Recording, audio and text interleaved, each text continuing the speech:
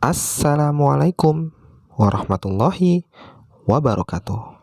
Nah, teman-teman, kembali berjumpa bersama dengan Kak Dayat di pembelajaran tematik yang 4B. Nah, hari ini kita akan belajar dengan muatan IPS. Judulnya Kegiatan Ekonomi dalam Pemanfaatan Sumber Daya Alam. Nah, seperti apa sih materinya? Nah, Kak Dayat sudah siapkan dan teman-teman langsung cek dan simak aja materi berikut ini langsung. Nah, kegiatan ekonomi dalam pemanfaatan sumber daya alam.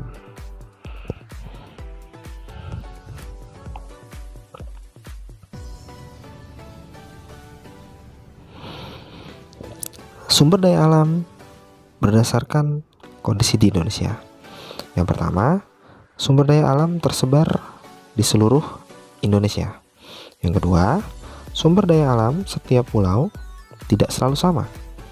Nah, hal ini disebabkan oleh perbedaan kondisi alam di Indonesia. Nah, teman-teman, jadi setiap pulau itu mempunyai sumber daya alam yang berbeda, teman-teman. Walaupun di Indonesia tersebar semuanya, tapi pasti nggak sama karena kondisi alamnya. Nah, yang pertama nih di Pulau Sumatera. Nah, di Pulau Sumatera ini banyak pegunungan atau namanya bukit barisan, pesisir, dan rawa. Nah, biasanya budidaya tanam kopi, lada, coklat, karet, dan kelapa sawit ini banyak di Pulau Sumatera nih, teman-teman. Nah, kemudian Pulau Sumatera juga kaya akan tambang seperti minyak bumi, batu bara, dan timah. Nah, terus berikutnya minyak bumi dan batu bara dimanfaatkan untuk bahan bakar. Nah, yang kedua yaitu ada di Pulau Jawa. Nah, Pulau Jawa memiliki dataran tinggi, dataran rendah, dan pantai. Nah, kemudian daerah pegunungan, dataran tinggi, dan dataran tinggi itu biasanya ditumbuhi atau digunakan untuk teh, kopi, dan kina. Dataran rendah biasanya itu persawahan yang tersubur di Indonesia. Nah, jadi di Pulau Jawa ini adalah persawahan yang tersubur, teman-teman, ya, dibandingkan di pulau besar lainnya, teman-teman. Nah, terus pesisir pantai, budidaya ikan laut, rumput laut, pertanian garam, dan penjemuran ikan asin. Nah, terus kemudian ada lagi nih di Pulau Kalimantan. Nah, Pulau Kalimantan ini sebagai pulau terbesar ya. Nah, sebagian besar berupa dataran rendah yang lebat, jadi isinya hutan. Bahkan Kalimantan ini sebagai paru-paru dunianya, ya, karena saking banyaknya hutan di sana, teman-teman. Tapi itu dulu, kalau sekarang sudah banyak pertambangan. Nah, yang kedua, selain itu hutan juga dimanfaatkan untuk ditanami sebagai sumber daya alam seperti kelapa sawit, karet, dan rotan. Terus Kalimantan juga kaya akan hasil tambang seperti minyak bumi dan batu bara. Nah, makanya di sana itu sekarang udah habis hutan-hutannya tuh karena sudah diganti dengan pertambangan batu bara. Kemudian ada lagi Pulau Sulawesi. Nah, bentang alam berupa dataran tinggi, dataran rendah, dan pantai. Nah, dataran rendah biasanya itu pertanian padi, jagung, dan pala. Nah, terus dataran tinggi itu isinya perkebunan kopi. Nah, di Sulawesi ini terkenal dengan kopinya, teman-teman. Ya, penghasil kopi terbaik itu adanya biasanya di Sulawesi. Ada Toraja dan ada yang lainnya karena dataran tinggi di sini tuh terkenal ininya. Sulawesi ini terkenal dengan dataran tingginya. Nah, kemudian daerah pantainya itu juga lumayan banyak pantai-pantai yang bagus di sana. Ya, makanya ditumbuhi oleh perkebunan kelapa. Kemudian ada Pulau Papua. Nah, sebagian besar wilayahnya berupa hutan konservasi dan hutan lindung. Nah, sagu di Papua ini merupakan salah satu sumber daya alam Papua yang dimanfaatkan sebagai bahan makanan pokok.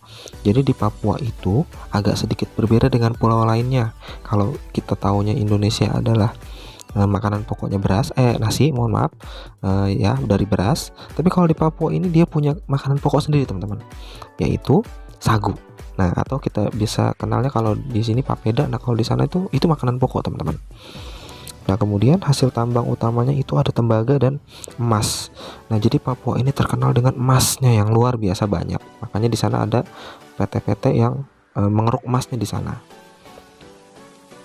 Nah, kemudian masuk ke pemanfaatan hewan dan tumbuhan dalam kehidupan manusia. Nah, hewan dan tumbuhan sangat bermanfaat bagi kehidupan manusia. Nah, hewan dan tumbuhan dapat dimanfaatkan sebagai bahan makanan, pakaian, obat, dan kerajinan. Nah, contohnya nih, hewan kerbau. Kita bisa memanfaatkan atau fungsinya untuk membantu pekerjaan manusia dalam membajak sawah nih, kalau mau petani-petani. Nah, terus ada juga telur ayam. Nah, ini bisa dimanfaatkan sebagai bahan makanan, ya, atau bisa dikembangbiakan lagi atau bisa dijadikan bahan makanan. Kemudian ada sayur dan buah. Ini biasanya dimanfaatkan sebagai bahan makanan. Nah, kemudian ada bunga. Nah, ini dimanfaatkan sebagai penghias, ya, sebagai hiasan atau kerajinan. Nah, yang terakhir itu ada rotan.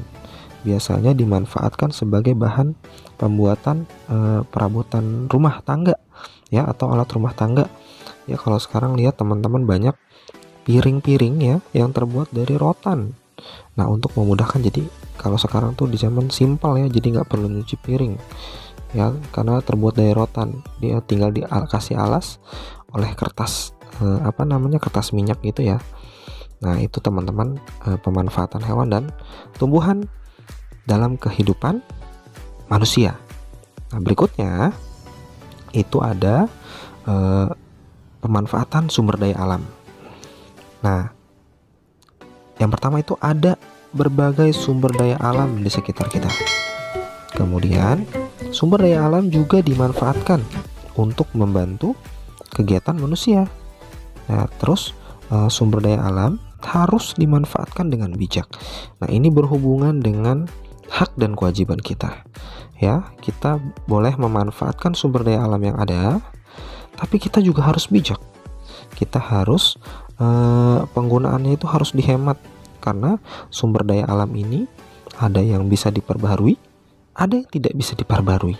Nah, kalau sampai yang tidak bisa diperbaharui ini habis, itu bisa berbahaya dan berakibat keburukan untuk kehidupan atau kelangsungan manusia di masa mendatang. Makanya kita perlu menjaga kelestarian sumber daya alam.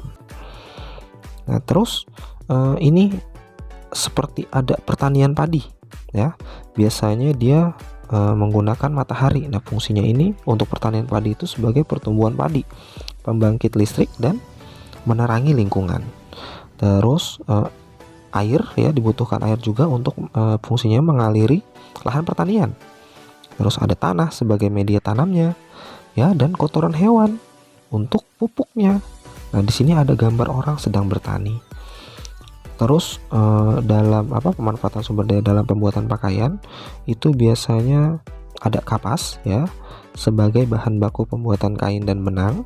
Kemudian ada logam sebagai bahan baku pembuatan jarum jahit, gunting, dan mesin jahit.